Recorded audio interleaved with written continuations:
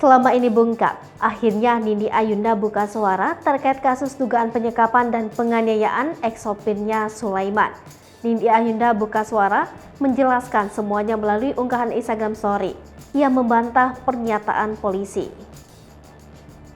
Nindi Ayunda buka dan tegas membantah beberapa hal yang sudah beredar belakangan ini tentang proses pemeriksaan dirinya atas kasus dugaan penyekapan dan penganiayaan ex-sopirnya Sulaiman. Nindi Ayunda membantah telah dijemput paksa polisi untuk menjalani pemeriksaan Jumat lalu. Nindi Ayunda juga menegaskan jika dirinya tak menginap di kantor polisi. Nindi mengungkapkan bahwa selama ini sudah diam dan bersabar menghadapi tudingan sana-sini. Nindi Ayunda pun membuat peringatan untuk tak lagi mengusiknya. Ia menyebutkan beberapa isyarat namun tak mendetail kemana peringatan itu ditujukan. Sekedar informasi, kabar Nindi menginap di kantor polisi disampaikan oleh pihak Polres Metro Jakarta Selatan.